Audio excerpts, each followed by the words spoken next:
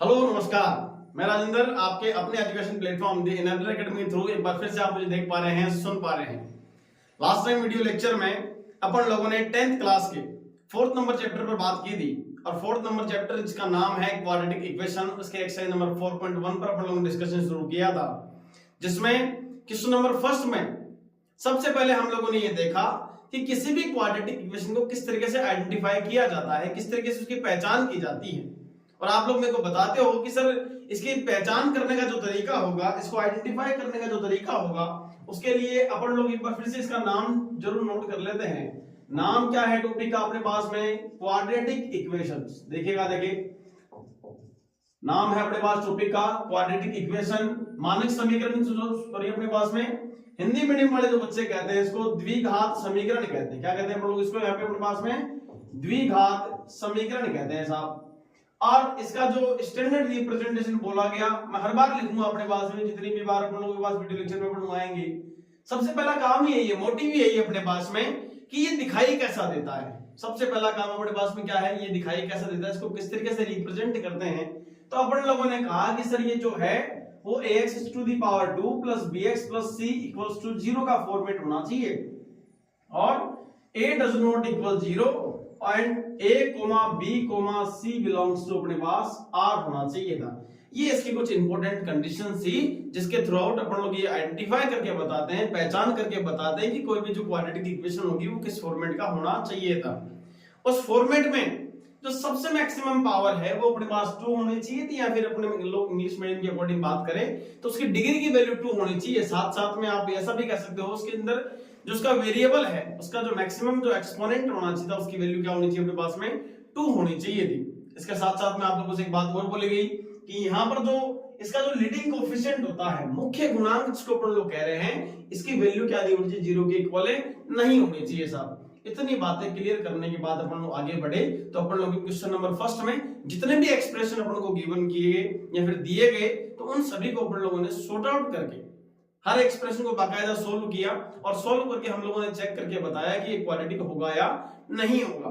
अगर क्वाड्रेटिक है तो वो आप लोगों के पास इस फॉर्मेट का होना चाहिए था, क्वाड्रेटिक नहीं है दैट मींस उसके अंदर जो मैक्सिमम जो एक्सपोनेंट है वो 2 नहीं है, हो सकता है वो 1 हो सकता है, वहां पर 3 भी हो सकता है, लेकिन वो आपका क्वाड्रेटिक नहीं है फिलहाल के टाइम पर। बात क्लियर हुई? अब इसी कड़ी को आगे बढ़ाते हुए, इसी सीरीज को आगे बढ़ाते हुए अपन लोग 4.1 के क्वेश्चन नंबर 2 पे डिस्कस करेंगे, जो एक वर्ड प्रॉब्लम है, एक स्टेटमेंट के फॉर्म में अपन को एक प्रॉब्लम्स गिवन की गई है, दिया गया है सारा का सारा मान।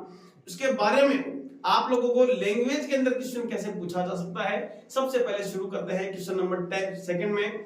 उसका फर्स्ट क्वेश्चन अपन लोग शुरू करने जा रहे हैं। देखिएगा, देखिए सबसे पहले क्वेश्चन नंबर 2 की जो मेन हेडिंग है वो पढ़ लेते हैं, जिसके अकॉर्डिंग ये कहा जा रहा है कि represent the following situations in the form of quadratic equations. क्या बोला गया? Represent the following situations in the form of quadratic equations. यानी कि कहने का मतलब क्या हो गया कि जितने भी वर्ड प्रॉब्लम्स हैं, जितने भी स्टेटमेंट के फॉर्म में अपने पास मैथमेटिकली जो प्रॉब्लम्स अपने पास गिवन है, समस्याएं जो दी गई है अपने पास में, उनको द्विघात समीकरण में क्वाड्रेटिक इक्वेशन के फॉर्म में अपन को रिप्रेजेंट करके बताना होगा। इतनी बात अगला सामने वाला कहना चाह रहा है। इनके सॉल्यूशन पे बात नहीं कर रहा है सामने वाला, अगला सिंपली ये कह रहा है कि इसको जो है, जो भी क्वेश्चंस आपके पास में गिवन है, उन सभी को क्वाड्रेटिक इक्वेशन के फॉर्म में चेंज करके बताइए। आपको 1 नंबर के क्वेश्चन में क्वेश्चन पूछा जा सकता है। Clear that? अब अपन लोग चलते हैं सेकंड के फर्स्ट पार्ट में। इसमें क्या बोला गया है, सबसे पहले मैं क्वेश्चन पढ़ लेता हूं, उसके बाद में अपन लोग क्वेश्चन को आगे करेंगे। क्या बोला गया? The area of rectangular plot, यानी कि एक रेक्टेंगुलर प्लॉट अपने पास गिवन है, जिसका एरिया अपने पास गिवन कितना कर रखा है अपने लोगों के पास में? 528 मीटर स्क्वायर गिवन है, और the length of the plot in metres in one more than twice of its breadth. We need to find length and breadth of the plot. यानी कि आप लोगों से क्या बोला गया है, एक कोई रेक्टेंगुलर प्लॉट है, उस रेक्टेंगुलर प्लॉट की जो लेंथ अपने पास में गिवन है, उसके विड्थ से 2 टाइम मल्टीपल होने के बाद एक ज्यादा है, उसके दुगने से एक ज्यादा दी गई है आप लोगों के पास में। बात क्लियर हुई? एक आयताकार प्लॉट अपने पास में दिया हुआ है, जिसका क्षेत्रफल जो है वो कितना दिया हुआ है? 528 मीटर स्क्वायर है। साथ साथ ये भी अगला कह रहा है, हिंदी मीडियम के अकॉर्डिंग पढ़ें तो उसमें कहा गया है कि चौड़ाई के दुगने से एक अधिक है। किसका मान दिया गया है? लंबाई का मान दिया गया है। उसकी जो लेंथ है उसके विड्थ से 2 टाइम ट्वाइस और मोर देन 1 अपन लोगों से बोला गया है, दुगने से जस्ट एक ज्यादा बोला जा रहा है। इसको किस तरीके से अपन लोग सॉल्व करेंगे? अगले ने कहा है कि अपने पास में जो भी चीजें अपने पास गिवन है इनकी लेंथ और विड्थ अपन को फाइंड करनी है, लेकिन क्वेश्चन नंबर 2 की मेन हेडिंग के अकॉर्डिंग अपन लोग फिलहाल के टाइम पर क्या काम करने वाले हैं, एक क्वाड्रेटिक इक्वेशन जनरेट करके अपन लोग जरूर बताने वाले हैं। तो शुरू करते हैं अपन लोग क्वेश्चन नंबर 2 का फर्स्ट पार्ट। देखिएगा, देखिए 2 का फर्स्ट पार्ट में यहां सोल्व करने जा रहा हूं सबसे पहले। अब अगले ने क्या कहा है कि लंबाई का जो मान है, इसकी लेंथ जो है इसकी चौड़ाई से दुगने से एक ज्यादा है। क्लियर है? तो अपन लोगों को क्या मानना पड़ेगा, क्या एज्यूम करना पड़ेगा यहां से? तो मैं एक बार के लिए छोटा सा डायग्राम में यहां फॉर्म कर लेता हूं। सपोज दैट कि एक अपने पास में क्या है, रेक्टेंगुलर प्लॉट है कि नहीं, और इसके लिए क्या बोला गया कि सर इसका जो एरिया है ना 528 मीटर स्क्वायर गिवन है। क्लियर है? अगला ये कह रहा है कि इसकी लंबाई का मान इसकी चौड़ाई के दुगने से एक ज्यादा है, ये अपन लोगों से बोला गया।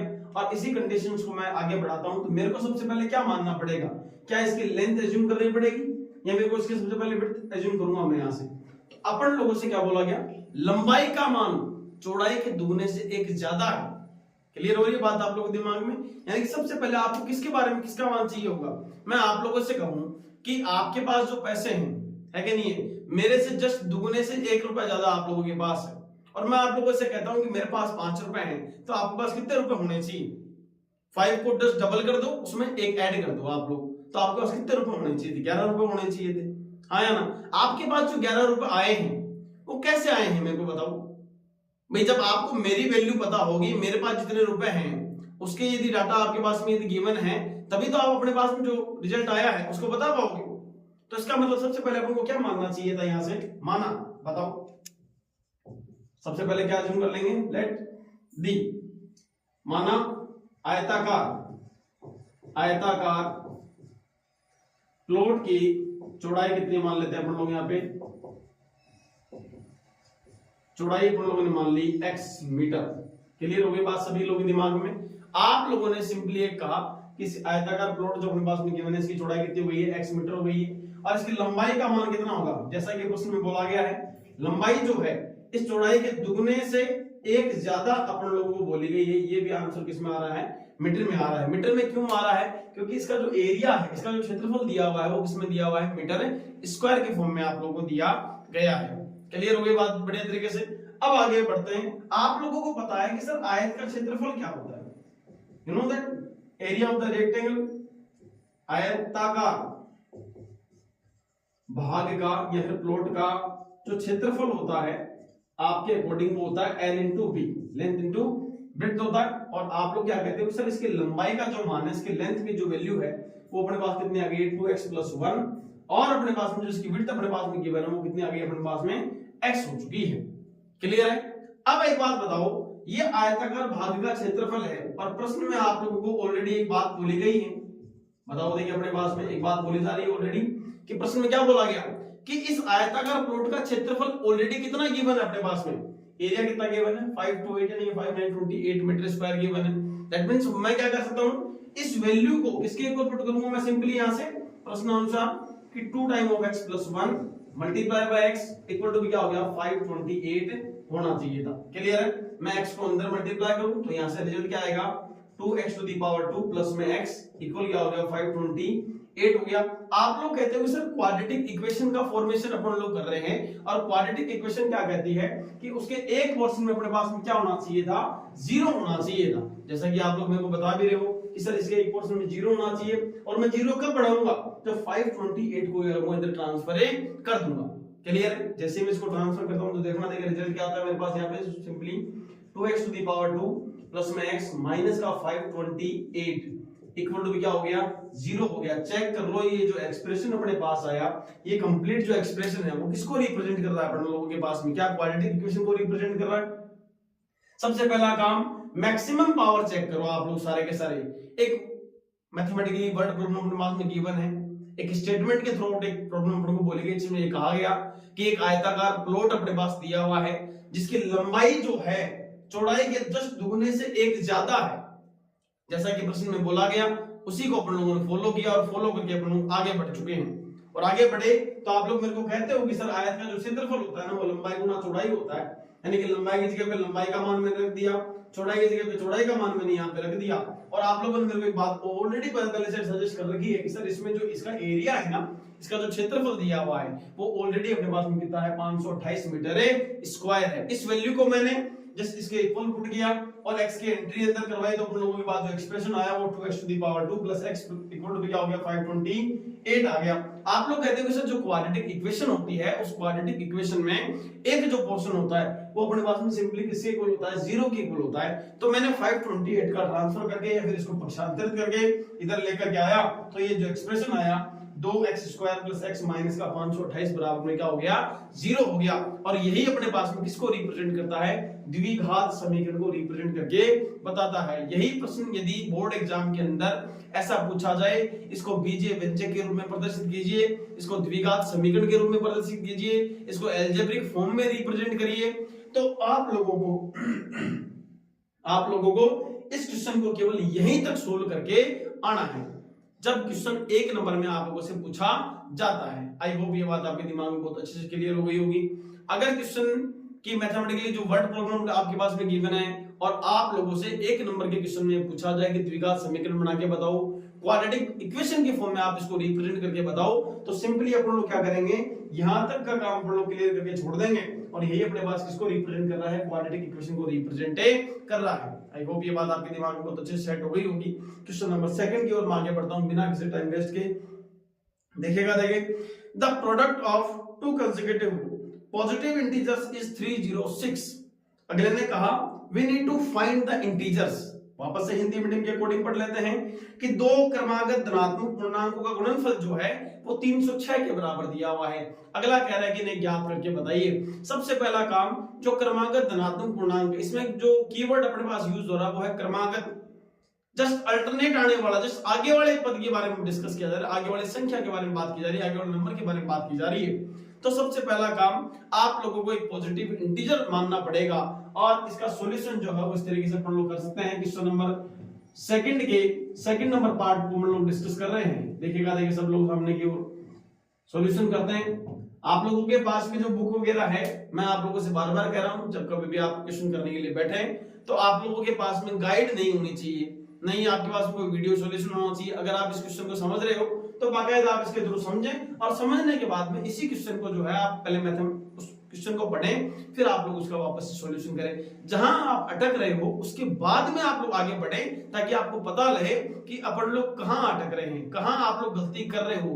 तब जाके जब आप लोग क्वेश्चन में को जब आप एग्जाम में करने बैठोगे तब आप लोगों के पास में 100% एक्यूरेसी आप लोगों की आने वाली होगी। अपन लोग क्या करते हैं कि जब अपन लोग क्वेश्चन करने के लिए बैठते हैं, अपनी फेयर नोटबुक सामने होती है या फिर आप लोगों के पास आपकी जो गाइड है वो सामने होती है, फिर मान लो कि कोई वीडियो लेक्चर आपके सामने चल रहा होता है या फिर आप किसी ट्यूशन टीचर के पास में किसी टीचर के साथ में आप लोग बैठ करके क्वेश्चन कर रहे होते हो, तो वहां आपको किसी न किसी तरीके का हिंट मिल जाता है। तो आप लोग जो है अपने बारे में जो है 100% श्योर नहीं होते कि ये क्वेश्चन मेरे को आता है या नहीं आता। इसकी श्योरिटी के लिए सबसे बड़ा रीजन यही है कि आप लोग जब क्वेश्चन करते हो तो आपके पास में कोई ना कोई जो हेल्पफुल जो टूल है वो आपके पास जरूर मौजूद होता है और उसी की वजह से आप लोगों के पास में आप खुद पे कॉन्फिडेंस नहीं हो पाता। खुद पे कॉन्फिडेंस लाने के लिए सबसे पहला काम ये की है कि आप बुक से क्वेश्चन करें। एनसीईआरटी बुक जो है आपके पास 100% होनी चाहिए और आप लोगों के पास में पहला काम यही है, पहले प्रायोरिटी यही है, क्वेश्चन को पढ़ना आना चाहिए आप लोगों के पास में। क्वेश्चन को पढ़ें, क्वेश्चन को पढ़ने, अरे जाहिर सी बात है आप क्वेश्चन पढ़ोगे तभी तो उसका जवाब दोगे ना। आपको पता ही नहीं क्वेश्चन क्या हो रहा है, आप उसका सॉल्यूशन लिखने के लिए बैठ गए। रटने वाला काम नहीं है, मैथमेटिक्स रट करके नहीं सीखी जाती। ध्यान रखें इस चीज को लेकर के, थोड़ा सा है कि नहीं, थोड़ा सा सीरियस है। आप लोगों के पास सेकंड नंबर पार्ट पे हम लोग डिस्कस कर रहे हैं जिसमें बोला गया कि दो क्रमागत धनात्मक पूर्णांक आपको दिए गए और दोनों क्रमागत धनात्मक पूर्णांकों का जो गुणनफल दिया हुआ है वो 306 यानी 306 के बारे में अगला बात कर रहा है। तो सबसे पहले अपन लोग क्या मानेंगे बताइए। माना कोई धनात्मक पूर्णांक, देखिएगा, देखिए कोई धनात्मक पूर्णांक अपने पास में कितना मान लिया मैंने यहाँ पर x मान लिया है। मैं वापस से आप लोगों से कह रहा हूं, कोई भी जो धनात्मक पूर्णांक आप लोग मान रहे हैं उसके बारे में हम लोग डिस्कस करने जा रहे हैं। माना कोई धनात्मक पूर्णांक अपने पास में कितना है, x लिया हुआ है। बताओ क्रमागत धनात्मक पूर्णांक क्या होगा। क्रमागत का मतलब जस्ट इससे आगे आने वाला, क्रमागत धनात्मक पूर्णांक अपने पास में कितना होने वाला है। मैं वापस से कह देता हूं, क्रमांकित वर्ड का मतलब समझ में नहीं आया होगा शायद आप लोगों को। क्रमांकित का मतलब क्या है, जस्ट आगे आने वाला। मैं आप लोगों से कहूं कि कोई पॉजिटिव इंटीजर 8 है तो उसके जस्ट आगे आने वाला नंबर कितना होगा भाई? भाई 8 में 1 ऐड करोगे तो नेक्स्ट नंबर आ जाएगा, कितना आएगा? 9 आएगा। मैंने आप लोगों से कह दिया कोई पॉजिटिव इंटीजर 5 है, उसके जस्ट आगे आने वाला नंबर कौन सा होगा? 6 होगा। मैंने आप लोगों से कह दिया कोई पॉजिटिव इंटीजर जो है 22 है, 22 दिया हुआ है, इसके जस्ट आगे वाला कौन सा होगा अपने पास में? 1 ऐड कर दोगे। तो अपन लोगों ने यहाँ क्या किया कि सर कोई पॉजिटिव इंटीजर अपन लोगों ने कितना एज्यूम कर लिया? ऑलरेडी x एज्यूम कर लिया, और उसके जस्ट आगे वाला जो नंबर आने वाला है वो अपने पास में कितना आएगा? x + 1 आएगा। अब अगले ने क्वेश्चन में क्या कहा कि इन दोनों का जो प्रोडक्ट है, इन दोनों का जो मल्टीप्लिकेशन है वो किसके इक्वल आ रहा है? 306 के इक्वल आ रहा है। तो बताइए मेरे को यहाँ पे क्या लिखना चाहिए था प्रश्नानुसार? अकॉर्डिंग टू क्वेश्चन,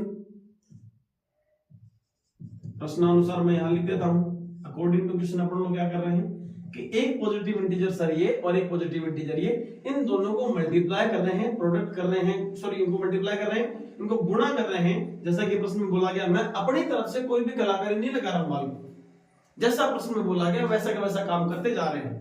यहाँ x लिखा हुआ है, x + 1 इक्वल क्या हो गया अपने पास में? 306 हो गया। आगे बढ़ते हैं तो देखो x को इससे मल्टीप्लाई करें तो रिजल्ट क्या आएगा? x⁻²। इसको इससे मल्टीप्लाई करो, x आएगा इक्वल टू कितना हो गया? 306 हो गया। और आप लोग कहते हो कि सर अपन को क्वाड्रेटिक इक्वेशन में जनरेट करके बताना था, और क्वाड्रेटिक इक्वेशन के एक पोर्शन में अपने पास में क्या रहता है?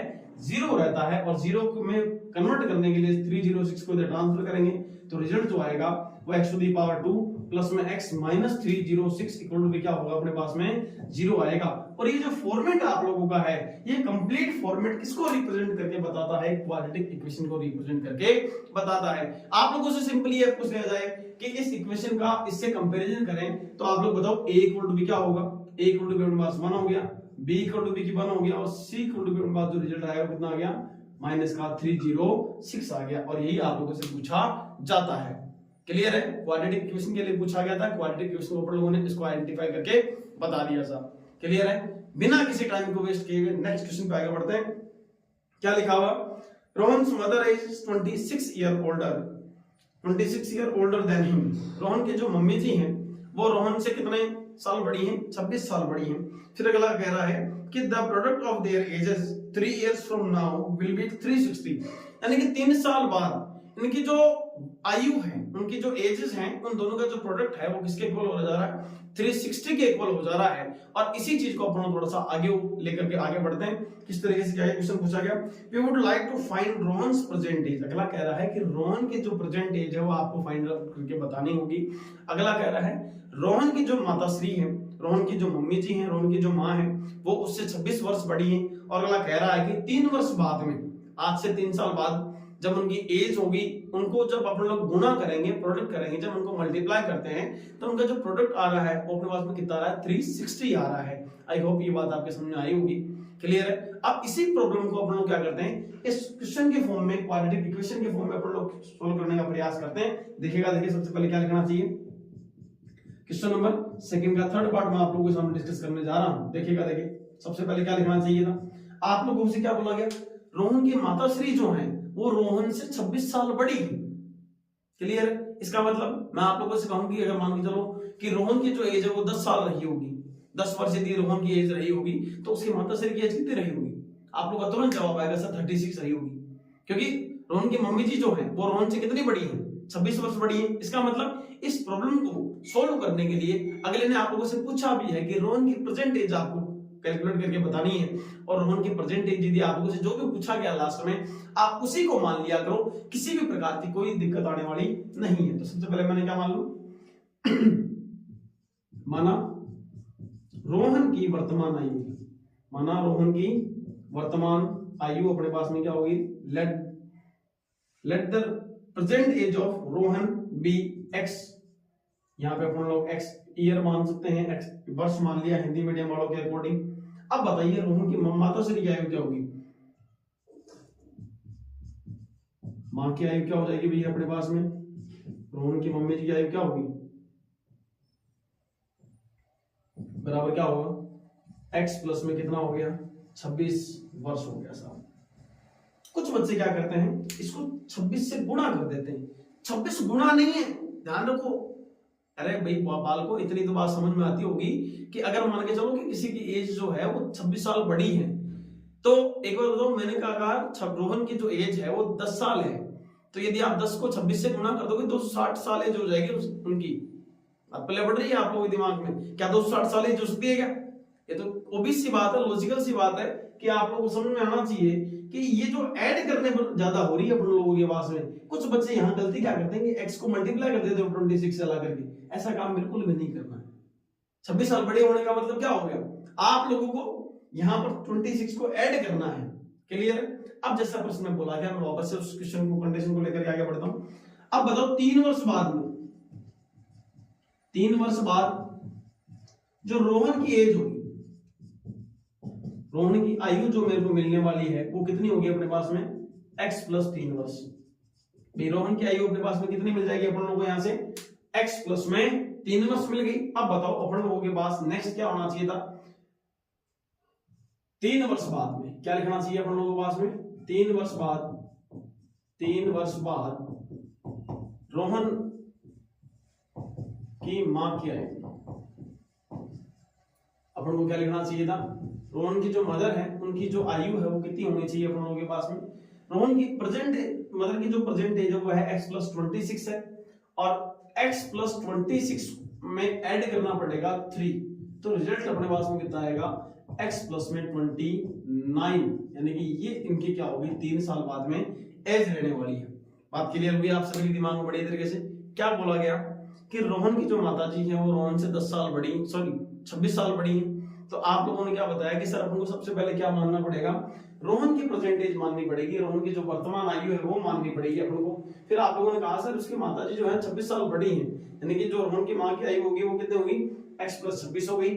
और यहाँ से 3 साल बाद में रोहन की जो आयु बताई जा रही है वो अपने पास में x प्लस 3 बताई जा रही है। जाहिर सी बात है कि ऐसा तो है नहीं कि वो केवल रोहन बढ़ेगा, उसकी माताश्री की आयु नहीं बढ़ने वाली, ऐसा तो पॉसिबल नहीं है। मैं आप लोगों से कह रहा हूँ आप 5 साल के होगे तो आप मम्मी की आयु भी तो बढ़ेगी ही बढ़ेगी आप लोगों के पास में। सेम पोर्शन यहाँ पर भी है कि 3 वर्ष बाद में रोहन की मां की आयु क्या हो जाएगी, कि रोहन की मदर जो है उनकी प्रेजेंट एज कितनी बताई गई है, x प्लस 20x बताई गई थी। अब उसमें 3 साल बाद में जोड़ोगे तो 3 को ऐड कर देंगे तो यहाँ कितना हो जाएगा, x प्लस में 29 अपने पास रिजल्ट आएगा। अब जैसा कि प्रश्न अनुसार बोला गया, बताओ देखिए प्रश्न में क्या बोला गया था, चेक कर लो सारे के सारे। प्रश्न में अगला ये कह रहा है कि इन दोनों का, एक तो इसका और 3 साल बाद में रोहन की एज का, इन दोनों का जो मल्टीप्लिकेशन है, इन दोनों का जो प्रोडक्ट है, इन दोनों को जो गुणा किया गया, गुणनफल जो दिया हुआ वो कितना दिया हुआ, 360 दिया हुआ है। जैसा प्रश्न में बोला गया मैं वैसा का वैसा लेकर आगे बढ़ता हूं। यानी कि एक तो अपने पास में रोहन की मदर की एज है और एक अपने पास लिखा हुआ है रोहन की एज है। इन दोनों का जो प्रोडक्ट है, इन दोनों का जो मल्टीप्लिकेशन है, देख लो चेक कर लो, मैं इन दोनों को गुणा ही कर रहा हूं यहाँ पर अपने पास में। क्लियर है, कहीं को समस्या नहीं आनी चाहिए। अब आप लोग चेक करो, मैं क्या करता हूं वापस से, देखो ये भी बाइनोमियल है और ये भी बाइनोमियल, दोनों को मल्टीप्लाई करना पड़ेगा और मल्टीप्लाई मैं कर देता हूं आराम से। तो क्या मिलेगा मेरे को यहाँ पे, सिंपली यहां से रिजल्ट आएगा x, यहाँ क्या आ गया x प्लस 3, यहाँ अपने पास आएगा रिजल्ट अपने पास में 29 और यहाँ से अपने पास कितना आ गया x प्लस 3 इक्वल टू कितना हो गया अपने पास में 360 हो गया।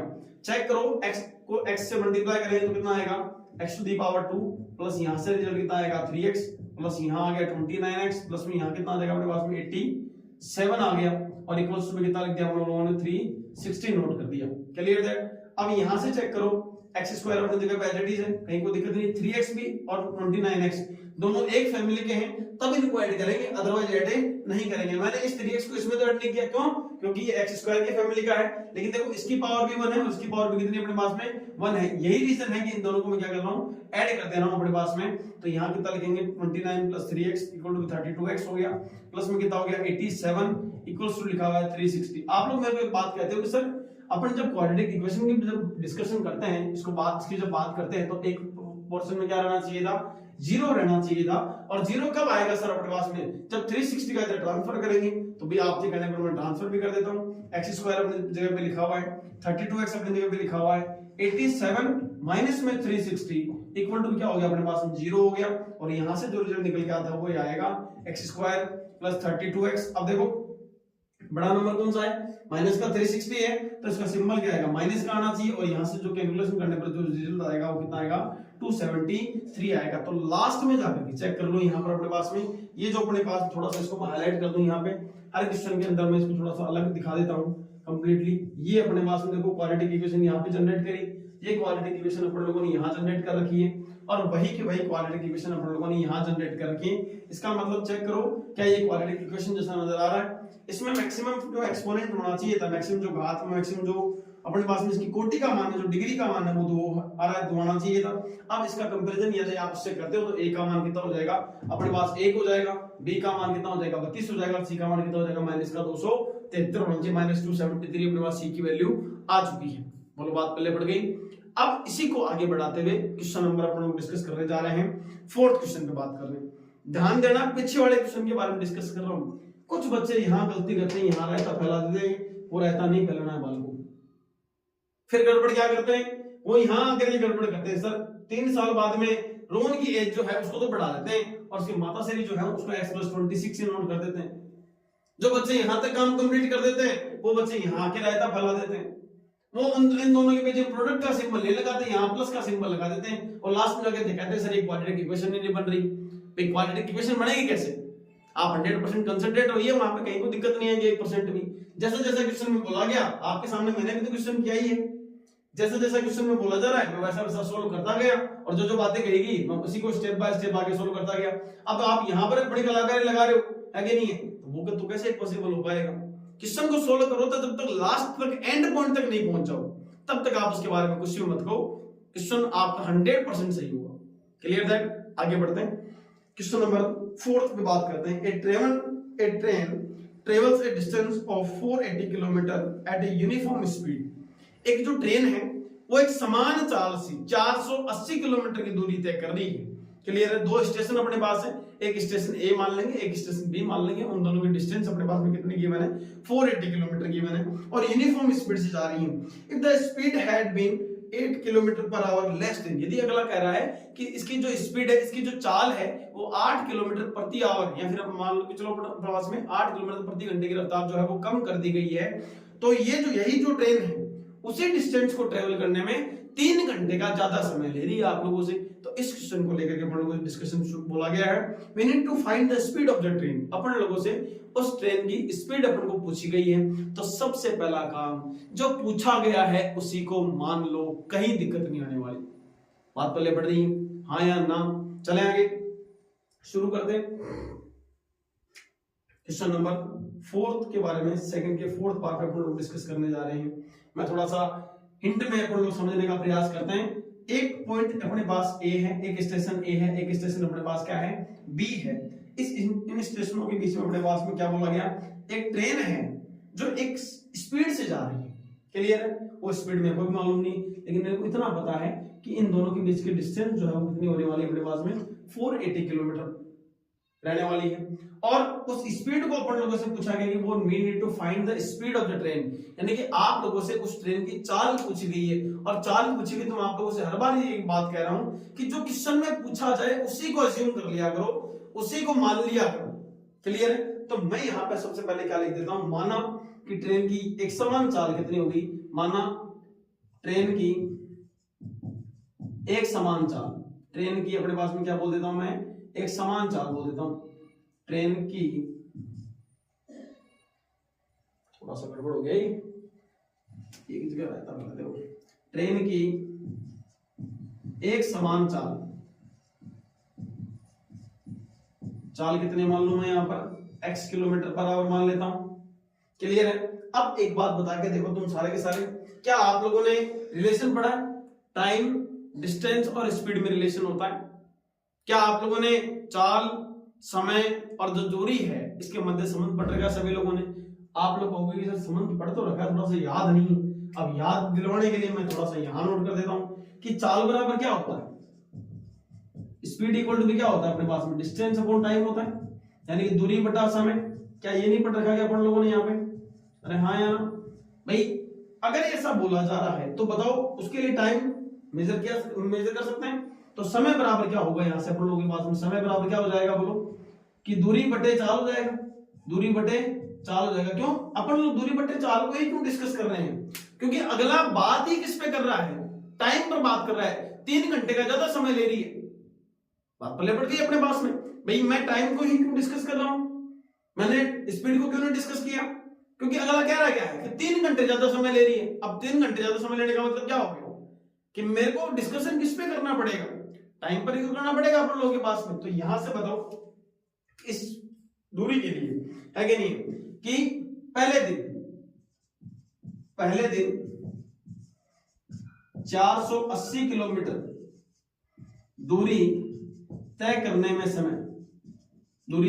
में समय जो होगा वो कितना लगने वाला है, चेक कर लो। मान लो टाइम t1 अपने पास कंज्यूम हो रहा है। पहले दिन जो यात्रीगण इसमें जा रहे थे, जो सवारी इसमें जा रही है, उनको यहां तक पहुंचने में, इस बी स्टेशन तक पहुंचने में t1 टाइम लग गया। और t1 क्या है, समय क्या होता है, दूरी बटे चाल होता है। पहले वाले दिन की दूरी यदि अपन लोग बात करें तो वो डिस्टेंस कितनी कवर कर रहे हैं, यहां से 480 किलोमीटर की दूरी तय कर रहे हैं। बटा में क्या होना चाहिए था, चाल कितनी है पहले वाले दिन की यदि बात करें तो यहां से कितना हो गया है, x चाल हो गई है। यानी कि ये समय अपने पास में लगना चाहिए था अपन लोगों के पास में। सिंपली मैं आप लोगों से वापस समझा देता हूं। 2 स्टेशन अपने पास है, एक स्टेशन ए है, एक स्टेशन बी है। दोनों के बीच की जो दूरी है वो 480 किलोमीटर दी हुई है। क्लियर है?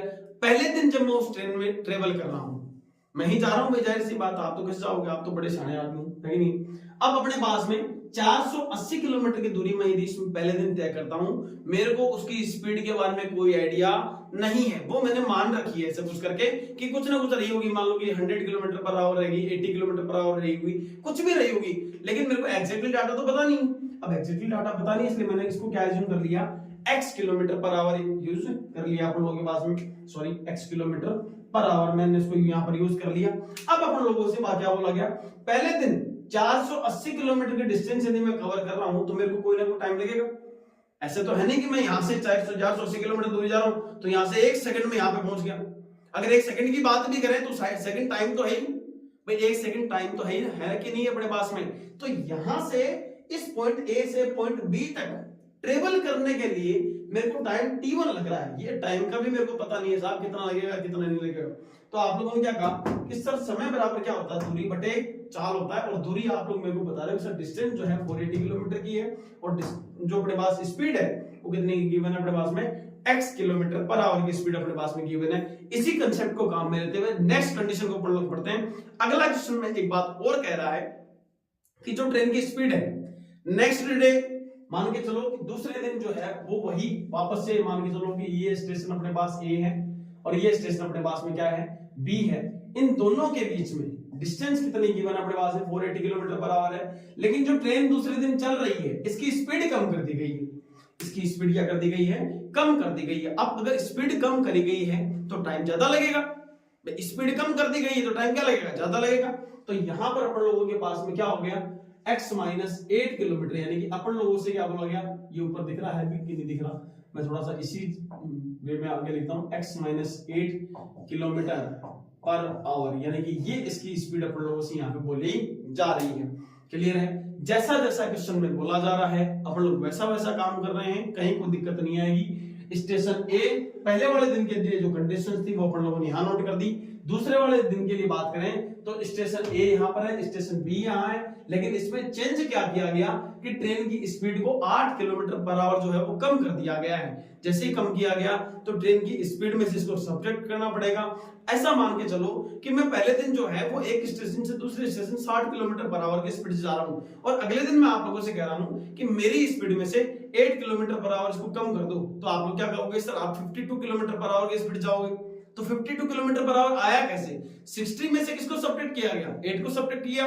तो अपन लोग क्या करेंगे, सर पहले दिन तो अपन लोग किससे जा रहे थे, x किलोमीटर पर आवर से जा रहे थे, और दूसरे दिन जो जा रहे हैं उसके लिए डिस्टेंस अपने पास, सॉरी उसके लिए स्पीड अपने पास कितनी हो गई है, x minus 8 kilometre per our की स्पीड अपन लोगों को दी गई है। अब अपन लोग इसी को थोड़ा सा लैंग्वेज में लिख देते हैं। तो बताइए, देख दूसरे दिन अपने पास में यदि क्या लिखना चाहिए अपन लोगों को, यदि जो चाल है x 8 किलोमीटर पर आवर ना, 8 किलोमीटर पर आवर कम कर दी जाए, कम कर दी जाए, तो बताओ उसकी चाल क्या रह जाएगी अपन लोगों के पास में। उसकी जो चाल है, उसकी जो अपने पास में स्पीड रहने वाली वो x minus 8 kilometre per our रहेगी। और दूसरी बात अपन लोगों से ये बोली गई कि इसको 480 किलोमीटर की इस स्पीड से, किसकी बात कर रहा हूं मैं, इस स्पीड से 480 किलोमीटर की दूरी तय करने में, इसकी दूरी तय करने में समय कितना ले रहा है। मेरे को खुद को मालूम नहीं कि समय कितना है, लेकिन मैं इसको T2 मान लेता हूं। और आप लोग कह रहे हो कि सर डिस्टेंस तो वही है, इसमें किसी भी प्रकार का कोई चेंज नहीं है, लेकिन अपने पास में स्पीड चेंज कर दी गई है, तो यहाँ कितना होगा, ये अपने पास समय लगने वाला है वहां पे।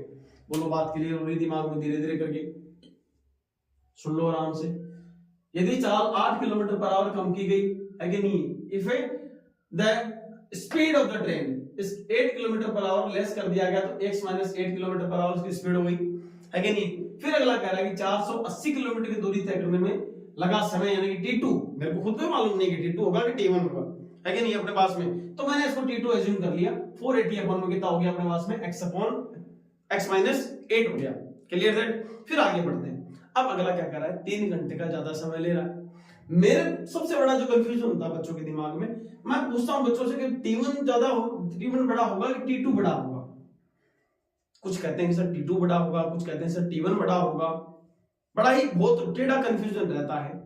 आप एक बात बताओ, इसके लिए मेरे को लिखना क्या चाहिए अपन लोगों के पास में, T2 minus T1 equal to भी अपने पास 3 लिखना चाहिए, या फिर T1 माइनस T2 इक्वल अपने पास 3 लिखना चाहिए। इन दोनों केस में से कौन सा केस अपन को यहाँ पे नोट करना आना चाहिए।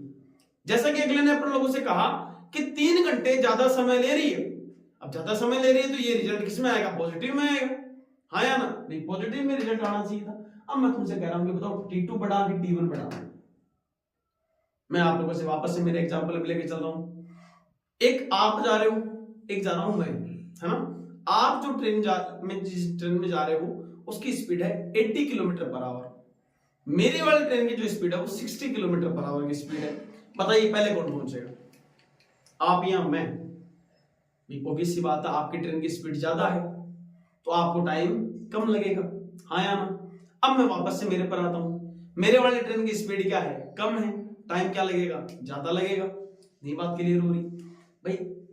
इन दोनों में से यानी कि दूसरे दिन जाने वाले जो पैसेंजर है, यात्रीगण है, वो ज्यादा टाइम लगाएंगे और पहले वाले दिन कम टाइम लगाएंगे, है कि नहीं? तो आप लोगों को थोड़ा तो लॉजिक आप लोगों ने जब लगाया तब आप लोग कहते हैं सर T1 में टाइम क्या लग रहा है, कम लग रहा है, इसकी स्पीड ज्यादा तो टाइम कम, और टाइम ज्यादा तो इसका मतलब स्पीड कम होनी चाहिए। और यहां से देखो अपने पास में क्या हो रहा है, T2 इक्वल टू क्या हो रहा है, 480 अपॉन x माइनस 8। इसकी स्पीड कम कर दी गई तो टाइम ऑटोमेटिकली क्या हो गया, इंक्रीज हो गया। और टाइम ऑटोमेटिकली इंक्रीज होगा, इसका मतलब क्या है, T2 की वैल्यू बढ़ गई है, T1 की वैल्यू क्या हो गई है, कम हो गई है। इसके अकॉर्डिंग बात पहले बढ़ गई। तो यहां अपने पास में इन दोनों केस में से अपन को कौन सा केस रखना चाहिए था, केवल मात्र अपन लोगों को पहले नंबर वाला जो केस है उसको अपन लोगों को रखना चाहिए था। और यहां से जो रिजल्ट आता है उसके अकॉर्डिंग क्या लिखते हैं कि यहां अपन लोग क्या लिखेंगे, T2 minus T1 equal to क्या हो गया अपने पास में 3 होना चाहिए था।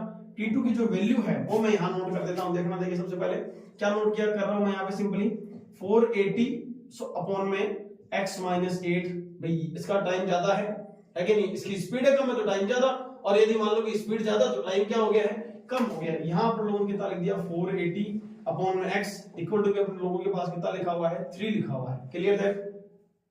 सिंपली अपन को क्वाड्रेटिक इक्वेशन के फॉर्म में जैसे बनाया था वैसा का वैसा अपन को नोट करना है। तो अपन लोग क्या करेंगे, यहां से 480 वर्ग के लिए मैं कॉमन निकाल देता हूं, और कॉमन निकालने के बाद ये कितना रिमेनिंग रहा, 1 upon x minus over 8 minus का 1 अपॉन x इक्वल टू क्या हो गया, 3 हो गया। क्या 3 की टेबल से ये कैंसिल आउट हो रहा है, चेक कर लो। देखिए 3 की टेबल से सर ये कैंसिल आउट हो रहा है, बहुत बढ़िया तरीके से हो रहा है। यहाँ कितना हो गया अपने पास में 160 हो गया, और यहाँ से जो रिजल्ट निकल के आया वो कितना हो गया 160। एक्चुअल में आगे देखेंगे तो हम लोग को पता लगेगा। देखो इधर कितना आ गया, 1 आ गया। अब देखो x माइनस 8 थोड़ी जगह की कमी है तो मैं यहीं पे सोल्व करने का प्रयास कर रहा हूँ। x माइनस 8 और x जो है इनका एलसीएम कितना शो होगा, x माइनस 8 हो जाएगा। यहाँ पे एलसीएम कितना आएगा अपने पास में, x आएगा। अब देखो x माइनस 8 को इसमें डिवाइड करें, है कि नहीं भाई। यहाँ x माइनस 8 जो अपने पास में गिवन है, इसको मैंने इसमें डिवाइड किया तो ये तो निपट गया, बच गया क्या अपने पास में, x रिमेनिंग रह गया। तो मैं इस x को इस 1 से मल्टीप्लाई कर रहा हूँ। नेक्स्ट आगे चेक करो, जब अपने पास में इस x को इससे डिवाइड किया गया तो अपने पास रिमेनिंग क्या रह गया, x माइनस 8 रह गया, और यहाँ पे क्या हो गया, माइनस का x और प्लस का 8 होना चाहिए था। कुछ बच्चे पूछेंगे कि सर यहाँ प्लस 8 कैसे आया, यहाँ प्लस 8 कैसे आया। अरे भाई बोला इंसानों, यहाँ पर बीच में किसका सिंबल है, माइनस का सिंबल है, और ये ऑलरेडी इसमें क्या है, माइनस है। और माइनस की जब अंदर एंट्री होगी तो क्या माइनस और माइनस प्लस नहीं होगा क्या, हाँ या ना। सबसे बड़ा जो कंफ्यूजन है आप लोगों को यहाँ पे होने वाला है। इस क्वेश्चन के अकॉर्डिंग पहला जो कंफ्यूजन होता है वो T1 और T2 में बड़ा कौन है, इसके बारे में नहीं पता लगता है कि नहीं, और पता लग गया तो फिर अगला ये नहीं बता पाते T1 minus T2 equal to 3 करें या T2 minus T1 equal to 3 करें। नेक्स्ट जो कंफ्यूजन करते हो वो यहाँ क्रिएट कर देते हो कि सर यहाँ माइनस क्यों नहीं आया। अरे भाई माइनस कैसे आएगा यार, जो माइनस का सिंबल है वो अंदर भी तो मल्टीप्लाई होगा है कि नहीं। अरे भाई अपने पास में ऐसा लिखा हुआ माइनस एक्स माइनस 8 ऐसे लिखा हुआ है, तो मुझे बताओ ये जो माइनस की एंट्री अंदर होगी तो बताओ ये माइनस का एक्स प्लस का 8 नहीं बनेगा क्या अपने पास में। तो सेम क्वेश्चन यहाँ नोट किया है मैंने यहाँ क्लियर, और इसी कारण से अपने पास में यहाँ पर क्या होगा प्लस का 8 रहने वाला है क्लियर। तो अब अपने पास में देखो x x क्या हो गया कैंसिल आउट हो गया, यहाँ अपने पास में रिमेनिंग क्या रह रहा है चेक कर लो सारे के सारे। यहाँ अपने पास रिमेनिंग क्या रह रहा है 160 मल्टीप्लाई बाय 8 इक्वल टू भी अपने पास देखो इसको मैं क्रॉस मल्टीप्लाई कर रहा हूं तो यहाँ आ गया x माइनस का कितना हो गया 8 हो गया, इसको इससे मल्टीप्लाई करें देखो 8 को 0 से मल्टीप्लाई करें 0 आ गया, और यहाँ कितना हुआ ये 48 आएगा, और यहाँ कितना हो गया 12 8 0 आना चाहिए था, और यहाँ इसको मल्टीप्लाई करो x स्क्वायर, यहाँ कितना हो गया माइनस का 8x हो गया। अगला आप लोगों से पूछ रहा था कि क्वाड्रेटिक इक्वेशन में कन्वर्ट करके बताओ। आप मेरे को कहते हो कि सर क्वाड्रेटिक इक्वेशन में कन्वर्ट करने के लिए एक पोर्शन में क्या होना चाहिए 0 होना चाहिए, और 0 बढ़ाऊंगा तो यहाँ से मेरे पास क्या आ जाएगा x to the power 2 minus का 8x, और यहाँ पर लोगों के पास में कितना लिखा हुआ है माइनस का 1280 इक्वल टू अपने पास में क्या रहने वाला है 0 रहने वाला है। क्या ये जो एक्सप्रेशन आप लोगों के पास में लिखा हुआ है थोड़ा सा इस साइड में लिखा है तो ये राइटिंग इस तरीके का ये x to the power 2 minus का 8x माइनस का 1280, इसको इधर ट्रांसफर किया तो ये रिजल्ट हम लोगों के पास निकल के आया। क्या अपने पास इसमें मैक्सिमम एक्सपोनेंट की जो वैल्यू है वो 2 के इक्वल आ गई या, और अगर 2 के इक्वल आ गई इसका मतलब ये जो इक्वेशन अपने पास नजर आ रही है वो कौन सी इक्वेशन नजर आ रही है क्वाड्रेटिक इक्वेशन अपन लोगों को नजर आ रही है। आई होप क्वेश्चन नंबर अपन लोगों के पास में सेकंड के 4 जो क्वेश्चन है अपन लोगों ने डिस्कस किए है कि नहीं, चारों के चारों क्वेश्चन आपको बहुत अच्छे से समझाए होंगे। किसी भी तरीके का कोई भी डाउट यदि आप लोगों के पास में हो तो आप हमें जरूर बताइए। पहले मैं आप लोगों से कह रहा हूं क्वेश्चन की सेकंड नंबर क्वेश्चन की जो हेडिंग है वो ये बोली गई कि अपन को क्वाड्रेटिक इक्वेशन में कन्वर्ट करके बताना है, इनको रिप्रेजेंट करके बताना है, इसीलिए अपन लोगों ने हर क्वेश्चन को क्वाड्रेटिक इक्वेशन तक ला करके छोड़ दिया है। अगर अगला ये कहता कि इनको आगे फाइंड भी करना है क्वेश्चन के मेन हेडिंग के अकॉर्डिंग यदि बात करता तो आप लोगों को इसको आगे भी फाइंड करने की जो मेथड है वो अपन लोग नेक्स्ट वीडियो लेक्चर में पढ़ने वाले हैं। तो नेक्स्ट वीडियो लेक्चर में अपन लोग देखेंगे कि क्वाड्रेटिक इक्वेशन को सोल्व करने के मेथड कौन कौन से होते हैं। तब तक दी एनेबलर एकेडमी के साथ जुड़े रहिए, बने रहिए। जय हिंद, जय भारत, थैंक यू।